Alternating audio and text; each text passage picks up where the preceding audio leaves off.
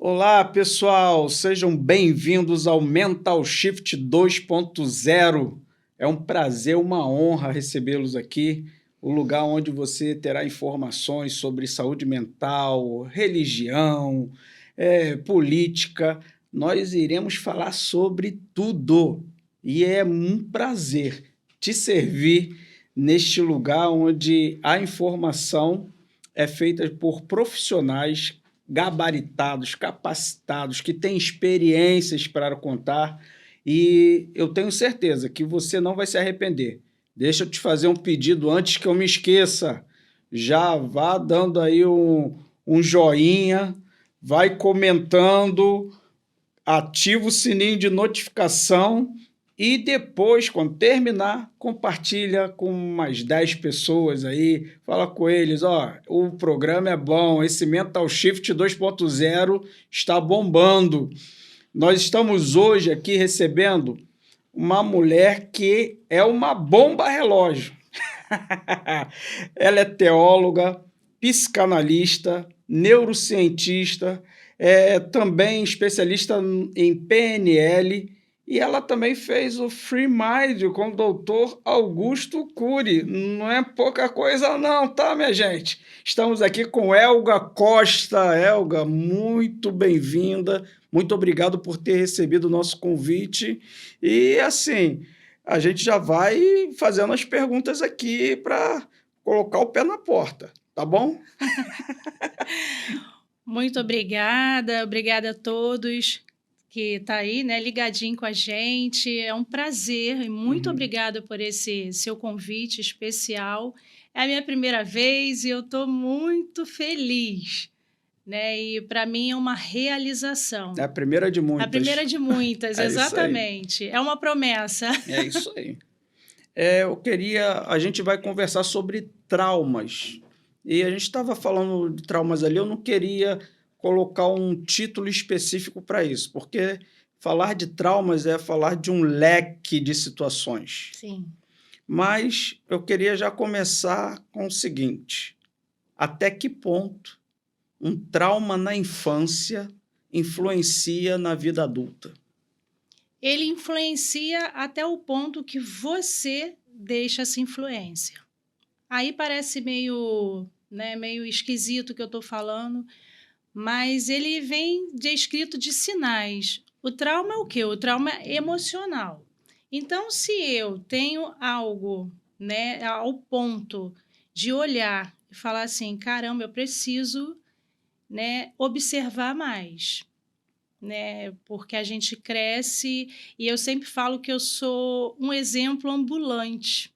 Sabe, Assunção? Eu sou esse exemplo ambulante e eu sempre falo que o que eu adquiri de experiência de vida, né? Por isso que eu sou especialista em traumas, muito me chamou a atenção e eu comecei a estudar bastante e eu consigo ver hoje, né, com mais experiência, não só de livros, que eu falo sempre, não é só estudo, não é só. Estudo faz parte. Sim. Mas a experiência de vida, ela soma de uma tal maneira na nossa vida e ela somou muito na minha. E eu comecei a observar os traumas. Eu comecei a observar na minha vida adulta também. E hoje, quando eu estou em consultório, né, e eu observo isso com muita facilidade, na linguagem corporal também é muito importante. E para a gente olhar para esse trauma, a gente tem que reconhecê-lo. E como que eu vou reconhecer isso? Através de alguns significados importantes. Algumas... você tem já ser emocional algo que te revela. E a gente sempre revela quando a gente é adulto. Sim. Não é? Tem sempre alguma coisa. Por exemplo, quem tem traumas com... As pessoas têm traumas com várias coisas e pessoas, várias situações. E um dos traumas que eu sempre enfatizo muito, né? E sempre vejo muito em consultório, e tenho escutado bastante por aí, esse trauma emocional com os pais.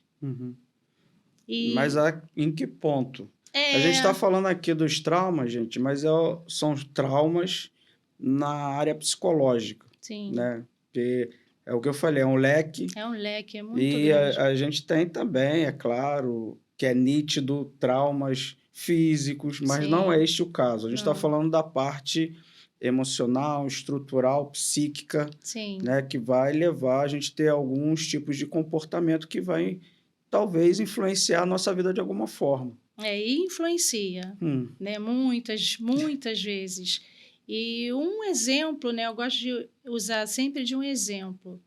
É uma pessoa que se tranca muito, se fecha muito, fica presa na sua e não consegue se enturmar.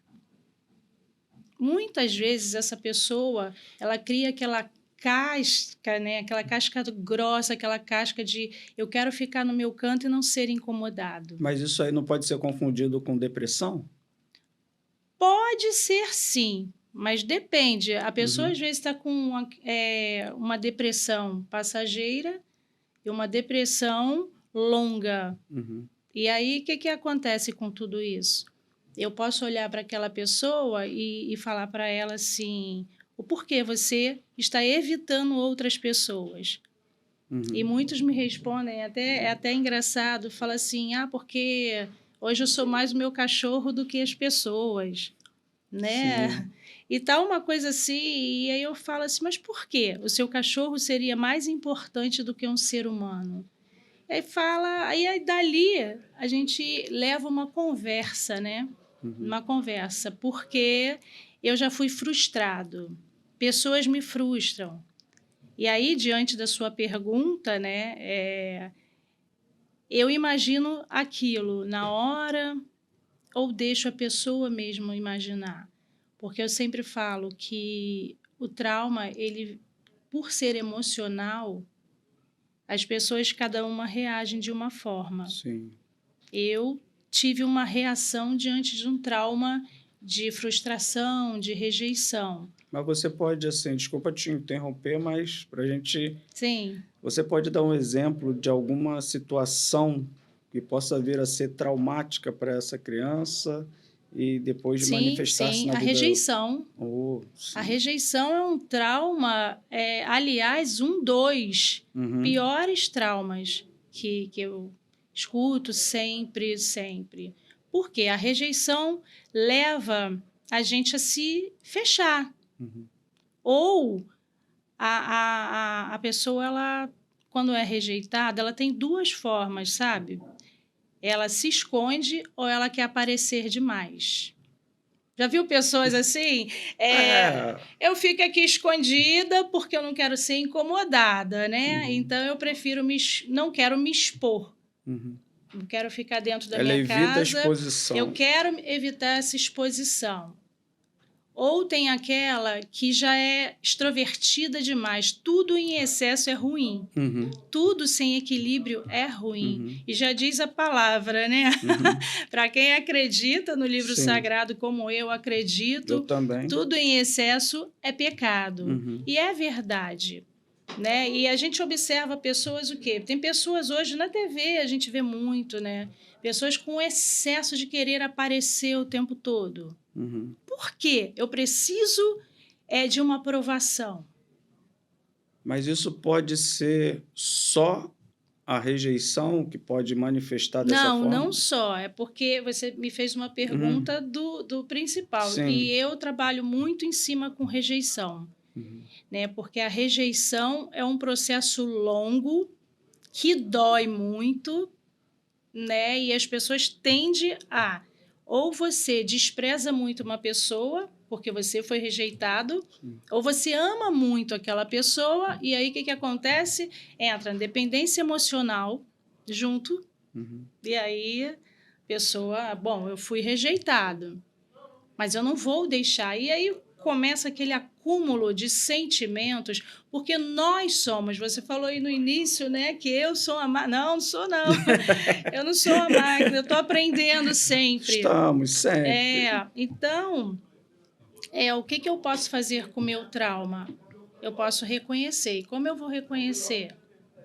Eu sempre falo assim, a Bíblia diz que a boca fala que o coração está cheio. Sim. No momento que eu reconheço, Existiu um trauma na minha vida, né, sobre rejeição. Eu fui muito rejeitada, rejeitada por família, foi uma rejeição, assim, absurda. Deixa eu te interromper rapidinho. Será que todo terapeuta teve algum problema para ser terapeuta? Olha, sim, eu acho que a maioria, porque a gente quer o quê? A gente quer entender. O Sim. terapeuta, ele é pensador, Uhum. né? O pensador quer se entender. E para entender isso, é uma mistura, e no início você sabe, é uma doideira, porque ainda mais quando a gente tem uma fé, né? Uma crença, e a gente acha que o santo tal vai ajudar, o outro santo vai ajudar, e não está acontecendo, e eu tô vendo que esse trauma tá aqui, ó. Quando eu vejo a minha mãe ou quando eu vejo o meu pai, olha, entrando na sua pergunta, né? Quando eu vejo a minha mãe fazendo algo, tem uma chave que vira e essa chavinha ainda me provoca uma ira. Tá entendendo? Sim. Como é um leque abrangente, realmente. Né? Você falar de trauma, você tem que ser específico naquele trauma. Eu estou aqui sendo específica na rejeição. Sim. Né? Então, essa rejeição, deixa eu beber uma água. À vontade. Muito obrigada. Então, esse trauma de rejeição, eu observei na minha vida adulta. Eu sempre tive muito medo de ser rejeitada. Sim. Então, esse medo que existiu em mim e que existe em várias outras pessoas, né, ele desperta o quê? Uma dependência emocional muito grande. E aí, como que eu vou observar isso? Como que, se eu não tiver esse sentido de pensador, esse sentimento pensante, né, um ser pensante, né, o Dr. Augusto Cury fala muito sobre isso, né? Precisamos ser pensantes. Né? Eu falo que a pior morte do ser humano é aquela que deixa de sonhar. É aquela que já não tem mais os sonhos. Eu tenho meu sonho, né? Você me fez uma pergunta e aí a gente elabora a pergunta e a gente pensa, mas o meu sonho eu sei qual é. Então, eu creio nisso. A rejeição realmente ela é algo assim que nos leva a não termos sucesso, porque a gente acha que a gente sempre é menor do que todo mundo. A rejeição é uma ferida aberta, né? É uma ferida que, para tratar, demora muito, sabe? Ela demora muito. Não é uma cura de um dia para o outro. Você precisa muito, sim, de falar. O poder da cura, né? A gente sabe que o poder da cura é a fala.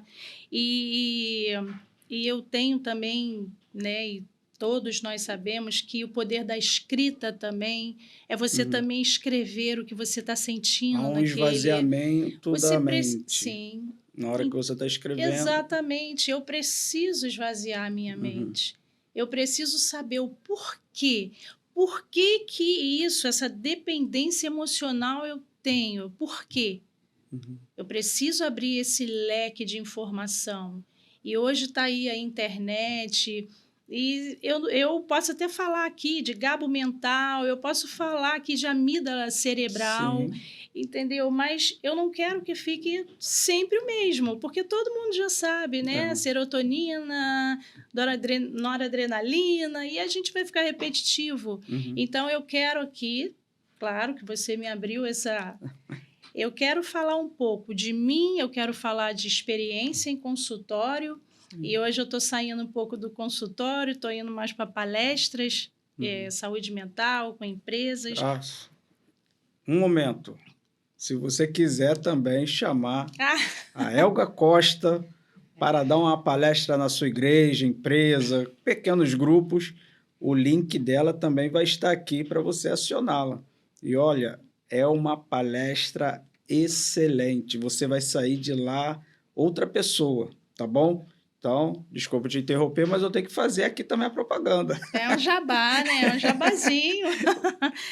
E a rejeição atrapalhou muito a minha vida.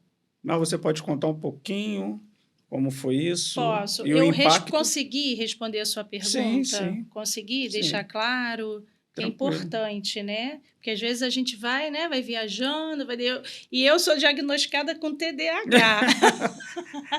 Então, assim, por favor, gente. Aliás, tem outros diagnósticos que eu falo, eu não aceito, até que me prove o contrário. Então, a gente tem que se esforçar muito. Mas você me perguntou, viu, gente, TDAH. Não, qual é a sua experiência? Você pode contar um pouquinho dessa sua experiência na área da rejeição Posso. E como você virou aí a chave. Eu lembro bem, né, da minha infância. A minha infância foi muito... Eu lembro que tinham pessoas que falavam assim, nossa, depois de adulta, né? Eu ia contar assim minha história, nossa... Você tem uma história de filme de terror. Eu falava, opa, então vou transformar a minha história de terror, vou transformar num conto de fada, vou transformar num romance e vou começar a romantizar a minha história. E aí que vem a virada de chave. Porque se eu viver no passado, o passado vai me consumir. E me consumiu durante muito tempo. Me atrapalhou em várias áreas da minha vida. Porque isso é o nome da rejeição. Rejeição, a pedra no teu sapato. Não adianta. Quem foi rejeitado demais, quem foi muito exposto, quem não veio de uma família estruturada, sofre com isso pelo caminho. Eu acho que a rejeição também faz parte, não sei se eu estou falando besteira, mas faz parte da nossa cultura. É uma cultura que rejeita, né? Sim, rejeita os filhos. Sim. Assim, e a gente tem esse histórico, né, na população brasileira. Quantos filhos não têm o nome dos seus pais na certidão de nascimento? Isso aí é um exemplo clássico de rejeição. Quantas mulheres são mães solos porque, assim, simplesmente, tá grávida? Tchau. Eu não quero essa criança. Você dá o seu jeito aí.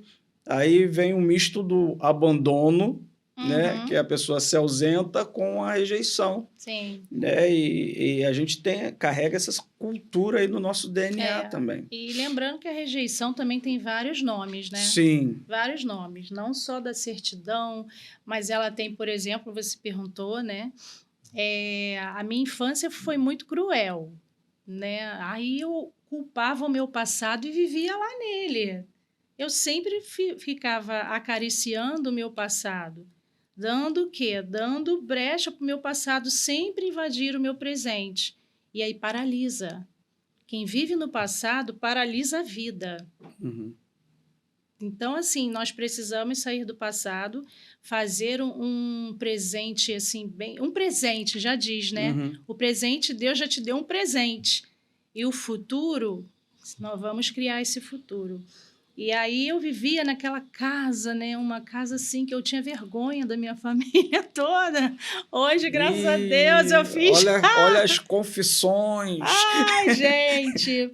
Mas é importante porque eu tenho certeza que várias pessoas que estão vendo aqui nosso podcast, né? Vai abençoar muitas casas. Sim, e é importante você falar isso aqui porque... Só tem coragem de falar quem já foi curado. Exatamente. E hoje não me dói. Não me dói. Eu olho assim para minha mãe, eu olho para as minhas irmãs. Meu pai já faleceu, né? Mas eu já perdoei. E eu vim de um lar assim. Violência. Mas olha só, é bom a gente salientar isso. Que às vezes tem uma pessoa que já faleceu na família, mas os atos dela ainda continuam sobre nós. Então, é muito importante a gente também, mesmo a pessoa faleceu, mas qual é o grau de importância que ela tem na sua vida e como ela tem influenciado. Então, é importante também a pessoa começar a trabalhar esse perdão, esse trauma, né? Para liberar esse perdão, para que a vida dela possa ser reconstruída. Sim, e eu sempre falo isso, façam as pazes com o passado. O passado não pode ser lugar de morada, não dá para morar lá. Lugar de passagem. É só passagem. entende? Então, eu fiquei muito presa. Ai, todo mundo me rejeita. Ai, eu não vou conseguir nada. E na época também tinha diagnóstico de TDAH, eu ia para a escola e a professora estava falando, eu estava lá na lua. Uhum. Era uma coisa, assim, maravilhosa. E sempre tive essa, né, aquela dificuldade. E graças a Deus, né, e a ciência, então hoje eu sei o que eu tenho, eu sei como trata, eu sei como eu domino, eu Uhum. sei e eu ensino também a trabalhar com TDAH, né, demência, tudo isso. Mas voltando aqui, você me perguntou sobre o passado e eu vim de um lar desestruturado, de brigas, confusões, violência, abuso sexual. Então era aquela casa, Uhum. né? E esse amigo falou: "Nossa, era a casa do terror". Aí eu falei assim: "Mas eu era mocinha, eu consegui sair, né? E hoje eu estou aqui num podcast falando sobre ele". Um E Mental Shift 2.0. oh! Olha aí. Pois é, e para mim é uma honra falar. Uhum. E eu tenho percebido, eu tenho visto lares assim, lares. Eu tinha pai, eu tinha mãe na certidão, Sim.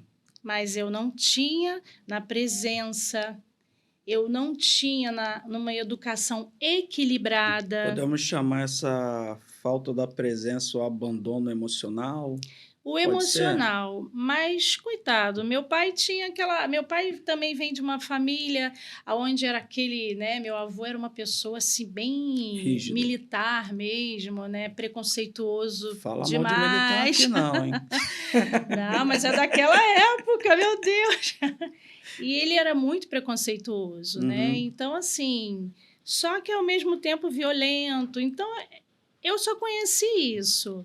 Então, eu vim conhecer a vida depois que eu comecei a ser um ser pensante. Uhum. Um ser que, peraí, né? Eu fui para a igreja não deu jeito, como é que pode isso? Que, Porque eu não, estava calma aí. esperando, não, deixa eu A igreja concluir. não deu jeito? Não, peraí. Não é que a igreja não é isso, tá? A Aham. igreja não salva ninguém, né? Quem salva é Cristo. Oh, Né? Então, é esse assim, ponto que a gente quer entrar. por favor. Então, quem salva é Cristo, né? Mas é o que eu falo, até o processo de cura já diz, é um processo, Uhum. né? A igreja, eu sempre tomo sobre o batismo. O batismo o quê? Mergulha, né? Você sai dali, agora a minha vida vai ser uma maravilha, agora tá tudo curado, não vou mais lembrar de nada, vem cá. Não.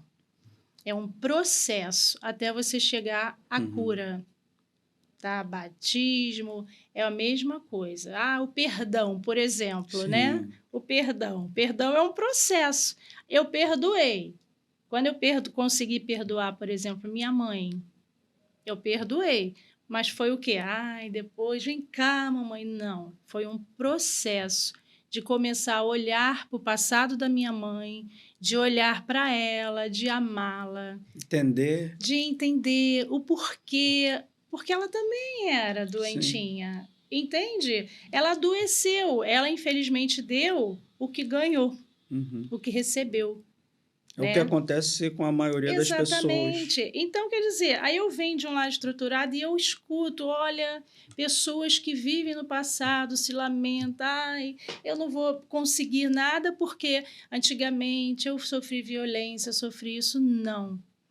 Você não pode determinar que você é derrotado. Você tem que determinar: eu sou vencedor, eu consigo, eu posso. Uhum. E aí é fácil? Não. Limpar feridas não é fácil. É. E muitas vezes, eu vou falar uma coisa para você, muitas vezes, isso a gente vê em filme de guerra também, às vezes a gente está tão sozinho que a gente mesmo tem que costurar nossas feridas. E... Ganhar o tiro, ui, tiro do fuzil. Abriu aqui, aí você pega a sua própria linha, sua própria agulha e costure-o. Uhum. Ah, mas eu preciso de alguém. Não, toma coragem, coloque um pano na sua boca ali para aguentar a dor e se costure. Vai doer, Vai doer, vai doer. mas é necessário. É necessário, então eu não posso viver no meu passado, eu tenho que sair de lá. E eu saí daquela casa e cresci. Foi fácil? Não foi fácil com relacionamento. Para me relacionar com alguém era terrível. E eu não estou falando de relacionamento homem e mulher apenas. Com pessoas, Sim. acreditar em pessoas, né? Tinha uma dependência emocional. Então, assim, como eu trato? Eu começo o tratamento dentro de consultório. Aí sim. É aí que entra o tratamento de consultório, onde eu passo o diagnóstico. Não é, gente, por favor, isso não é um tratamento papum, né? É. Bebi um remédio, fui curada. Normalmente, quando alguém chega assim para mim, quanto tempo eu levo? Eu pergunto, quantos anos você tem? Porque Pois assim, é, a gente pode fazer esse cálculo sim, proporcionalmente, porque a gente exatamente. não tem uma ideia de quanto tempo, mas Não, assim, o processo, né, pela experiência que eu tenho tido, o processo é eficaz sim, a partir do momento que a pessoa toma consciência do caminho. Às vezes, assim, tem algumas questões que você coloca o dedo na ferida e a pessoa nem sabia que exatamente. tinha uma ferida naquele Sim, lugar. Mas não a primeira é muito interessante. A primeira reação comigo, não, comigo não. Não, isso aqui não acontece na minha casa. Isso aqui eu falei, não, tudo bem. Você não precisa acatar o que eu estou falando agora. sim. Vai para casa, relaxa, pensa e na semana seguinte a gente conversa novamente. Uhum, Na maioria esmagadora, a sim, pessoa vem, olha, eu não tinha percebido e agora eu vejo que você tem razão. Você tocou numa ferida. sim. Então, assim, o nosso trabalho, né, é também mostrar essas feridas e ensinar a pessoa a se autocosturar, Isso. porque isso aí é um treinamento. É, e não é fácil, né? Uhum. Não é fácil. Uma coisa é você ter alguém, né, para estender as mãos e falar: vem cá, que eu te dou essa força. E quando você não tem, É. né? E tem muitos lares, assim como o meu, em que eu fui aquela filhinha mais, né, a do meio. E aí eu ficava ali, minhas irmãs, tinham as mais velhas que não queria dar bola para uma criança de Uhum. 10 anos, né? E tinha as mais novinhas que também queria brincar de boneca. E eu fiquei ali. E eu costurava o tempo todo. Eu matava um leão, matava um urso, mas eu nunca perdi a essência que Deus me deu, Uhum. né? E naquele início, eu falei, a igreja não salva ninguém, nenhum templo religioso salva ninguém. Com certeza. Nenhuma, não existe. Existe sim a vontade de querer mudar. Uhum. O poder da cura vem através de reconhecer que eu tenho problema, independente se eu sou uma líder espiritual, independente se eu sou um grande empresário, um grande médico, uma grande terapeuta. Uhum. É daí que vem a cura. Quando eu olho e falo assim, caramba, o que aconteceu? Eu precisei olhar. Eu precisei olhar para mim, sozinha, me costurando, sozinha, mas eu sabia que tinha alguém maior. Eu Sim. sabia que existia e existe um Deus que está acima de tudo e de todos e que nunca me desamparou. É o convívio também na igreja, ou seja lá qual for a religião que a pessoa Sim, professa, é um lugar também de um é ambiente, um encontro, né, que a gente entende que também é terapêutico, sim, sim, né? A gente entende que as reuniões fazem bem, sim, uma palavra, né, bem sim, ministrada faz uma diferença assim muito grande na vida da pessoa. Então, assim, é um conjunto de fatores que vai levar aquela pessoa totalmente à cura, uhum, né? Ela entender o local que ela está, entender as dores que está sentindo, entender que ela passou por traumas. E é interessante, eu me lembrei aqui, eu estava vendo uma reportagem de alguma coisa lá e o rapaz fazia bancos de van, né? Dessas hum, vans, transportam e tal, e ele pegava uma barra de ferro sim, e ele falou assim: não, para a gente fazer esse banco aqui, a gente tem que traumatizar esse ferro. Eu falei: opa, Olha o psicanalista já pegando a fala. Sim, Traumatizar, ou seja, marcar. Aí eu fiquei pensando, a barra de ferro deixou de ser barra de ferro? Ela teve um exatamente. propósito Sim, e ela foi marcada para aquele propósito. sim, E às vezes a pessoa olha o trauma, né, os traumas, como você falou, ficar olhando para o passado, tal, mas não vê o significado real, as lições que podem tirar daquilo, fazer com que a sua vida tenha um propósito, mas um propósito bem definido em cima das lições que se exatamente. tira desses traumas. É, mas é importante, assim, na minha opinião, é importante ressaltar, né? Uhum. Às vezes a pessoa entra num templo e acha que aquele templo e aquela pessoa é a salvação dela. Sim. E aí entra o perigo, né? Eu, quando entrei num templo, né, numa igreja, eu fui também sozinha me costurar. Coisa mesmo que não dá para explicar, né? Só Deus sabe. É. Como diz Freud, só nada é por acaso, né? Nada vem do nada. Essa é a verdade. Então eu entrei e aí eu fui buscando ali, né, uma força para isso. E aí eu comecei a buscar, né? Eu comecei a buscar, eu falei, não é normal. Eu não acredito que essa família tá normal, essa coisa sem estrutura nenhuma, né? Essa casa. E eu fui a primeira a buscar, acredita? Eu fui a primeira a Acredito. buscar. E aí, quando eu vi, assim, pessoas que a murmuração não é fácil, né? Ouvir pessoas murmurando.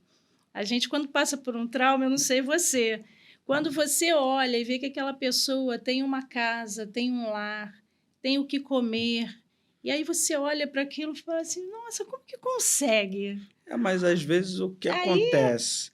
Nem tudo, como dizia a vovó, nem tudo que reluz é é ouro. ouro, pois É é, porque a gente tem uma cena e a gente acredita que naquela cena está tudo maravilhoso. Mas às exatamente. vezes a reclamação, a murmuração da pessoa pode ser que, mesmo ela tendo todas essas coisas, também pode existir um trauma na vida dela É, que venha dar luz a isso.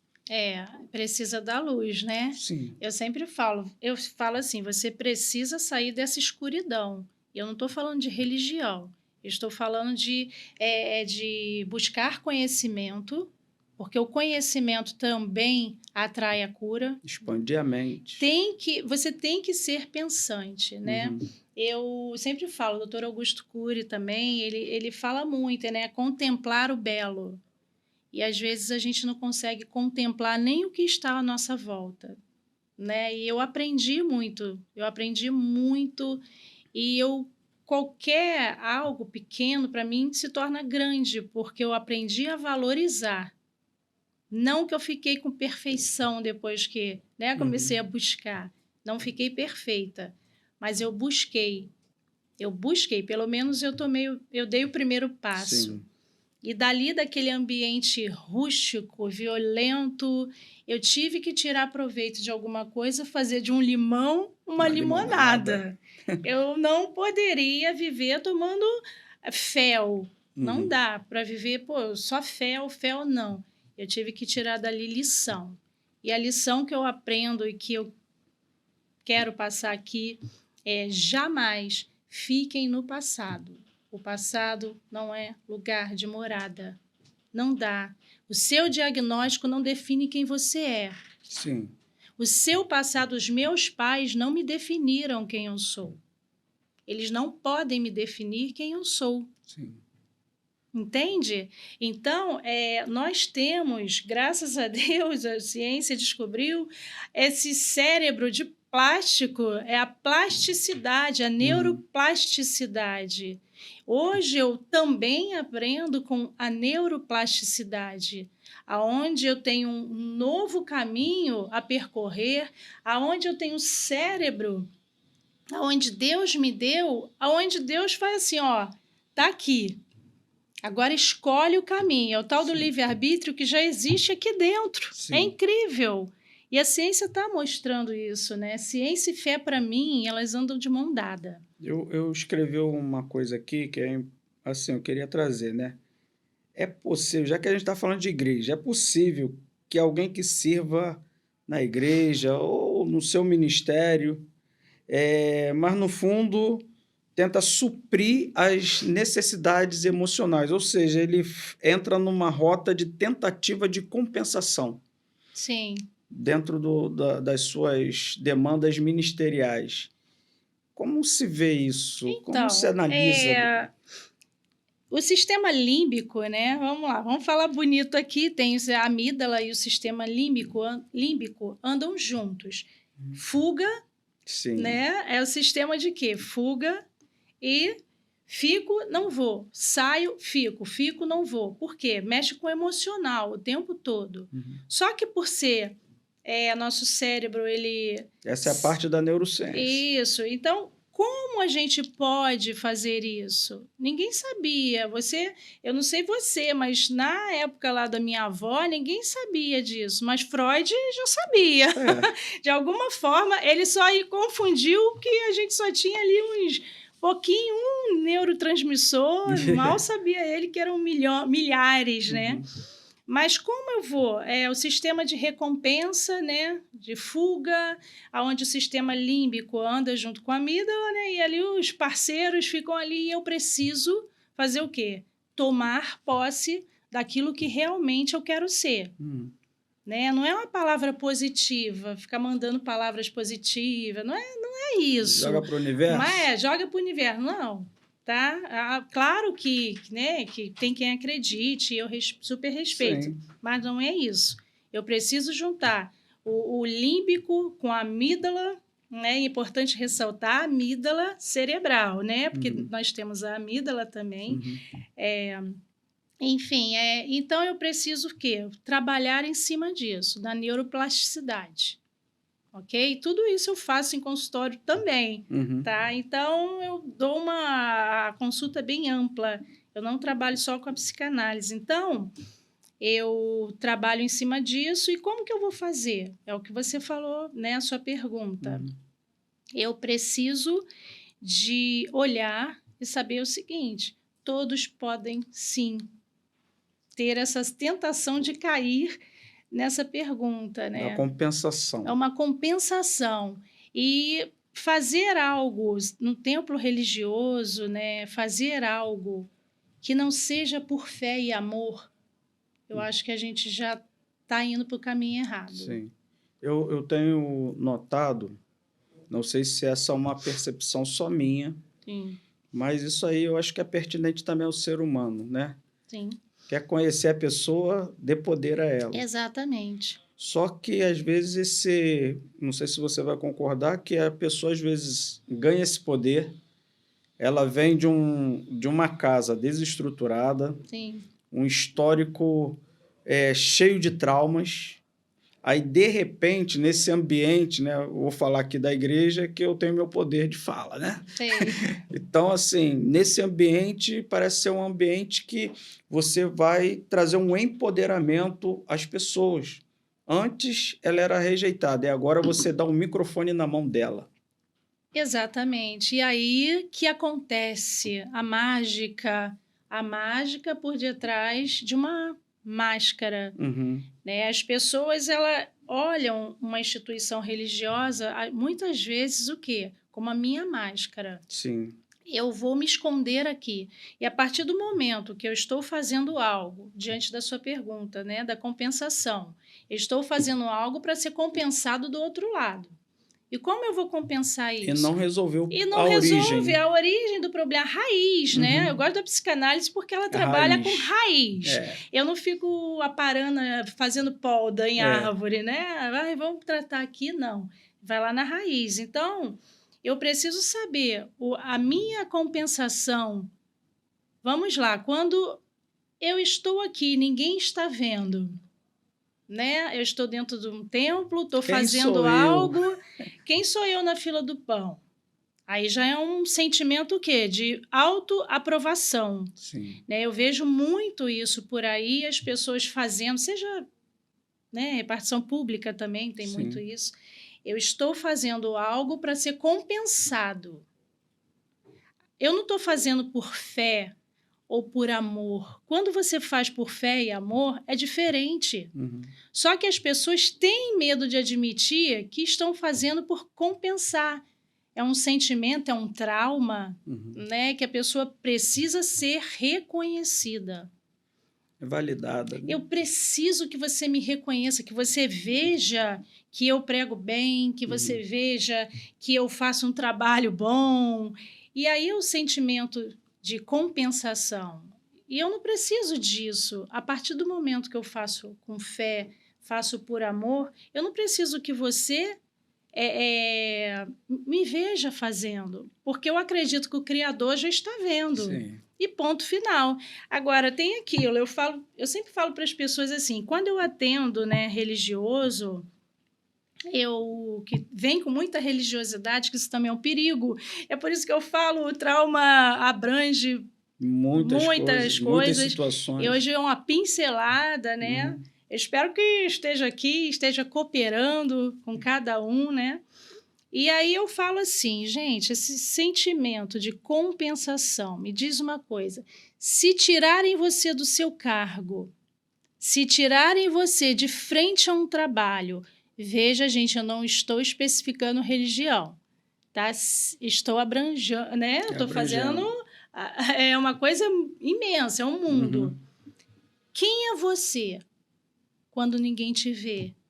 Quem é você? Quando tiram tudo de você. Quando tiram os seus holofotes, entendeu? Você vai estar ali por amor?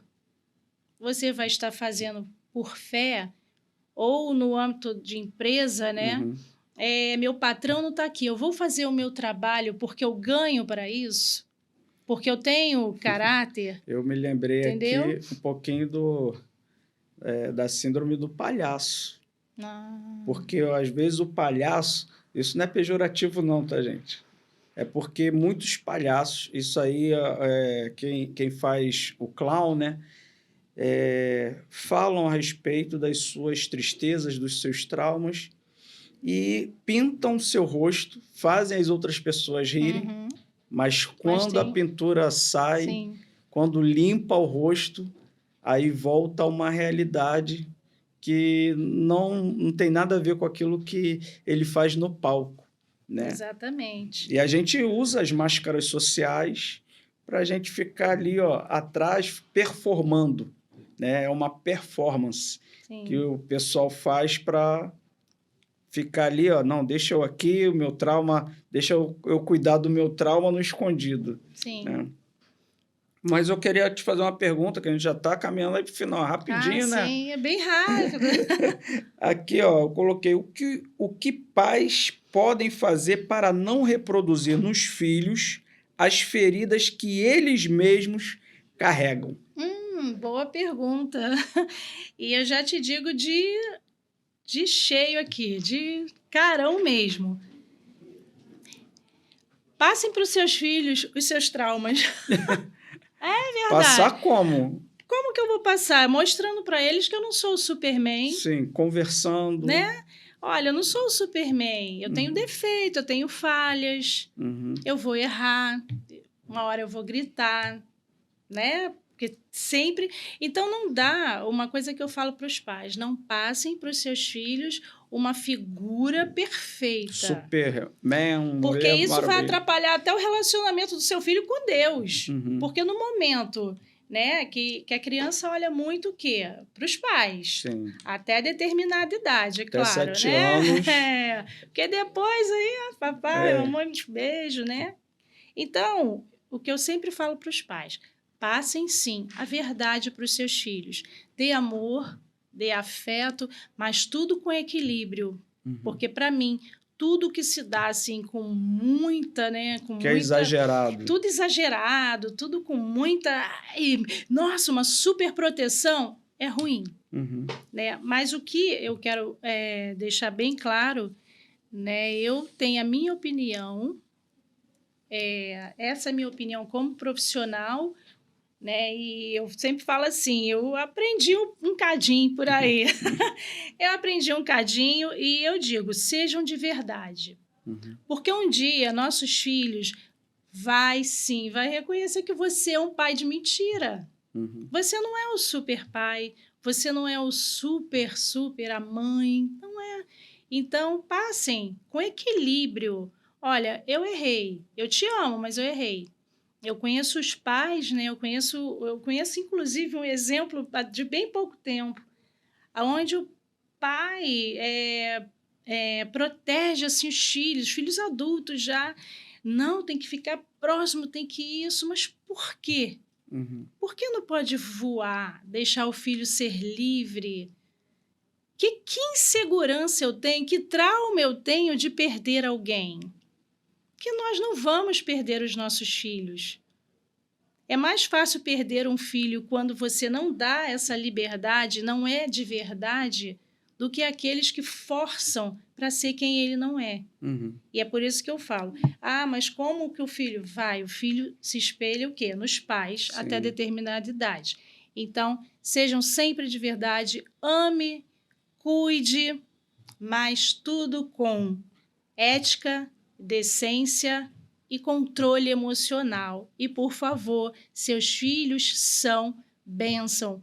Então, cuidado com o que fala, cuidado com o que você solta nessa sua chave que vira, às vezes dá um grito, fala uma palavra que não é legal, mas que fica dentro do nosso coração. Uma palavra amaldiçoada, uma palavra maldita que já diz, né?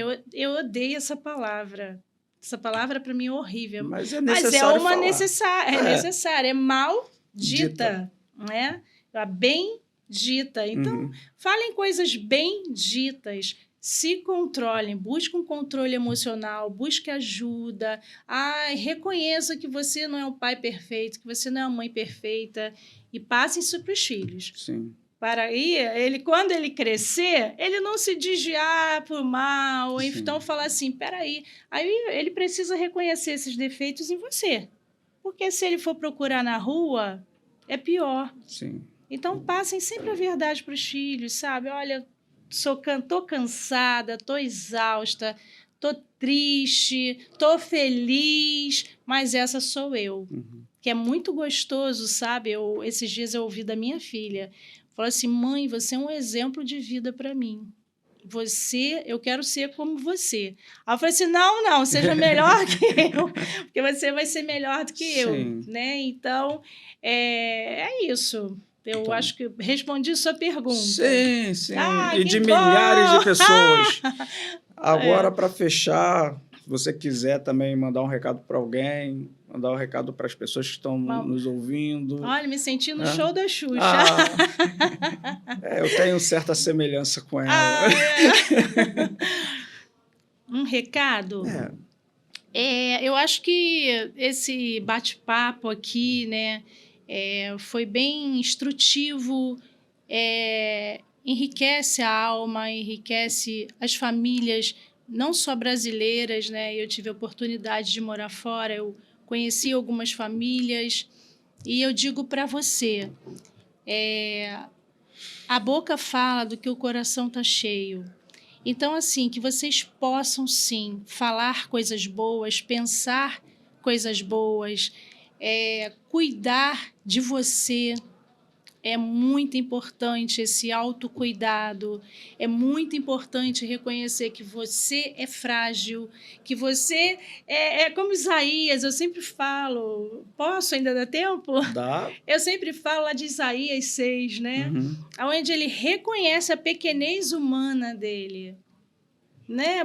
Poxa, esse é o feeling de tudo. De um povo de impuros lábios. Pois é. Meus lábios também são impuros. E ele reconhece ali que ele era fraco, pequeno, pequenez diante de um Deus tão grande. E isso não vale, gente. Não pense que isso aqui é papo. É papo religioso, não. Porque Deus não é religião. Começando por aí. Mas eu... como especialista e como pessoa, ser humano que sente, ser humano que vive, que teve suas feridas e tem outras que serão tratadas, porque traumas tem os da infância, mas também os que a gente adquire depois de adulto. Mas Principalmente, conheça-te a ti mesmo. Já diz nosso querido filósofo, né? Sim. Ele sabia o que estava falando. Então, conheça-te a ti mesmo. Quando a gente conhece quem nós somos e buscamos essa ajuda, sozinha, Elga, você está falando, dá para se costurar? Se não der, por favor, vá então ferida, procure um especialista, entendeu? Da sua confiança. É importante a importância de falar o que você sente. Ah, mas eu sou um líder, eu sou um chefe, eu sou isso. Não, você é homem e precisa fazer Sim. o reconhecimento de si mesmo. Busque ajuda, busque um profissional, busque um amigo de verdade. Ainda existem bons amigos. São raros, poucos, mas existem. Mas existe. Ah, mas na minha família não tem. Não, se preocupem. Até peça a Deus, assim, até uma pessoa de confiança para você falar. Um bom terapeuta, gente. Terapia não é coisa, isso é coisa do passado. Ah, terapia é coisa de louco. Não. Terapia é coisa de pessoa inteligente. Isso. Eu acredito nisso. Sim. Terapia é coisa de pessoa inteligente, que conhece a ti mesmo e deixa. É que nem Jesus trabalhando na vida das pessoas. Né? Eu nunca vi Jesus usar de forçação com ninguém. Quando começa a forçação, aí já está dizendo, é forçação.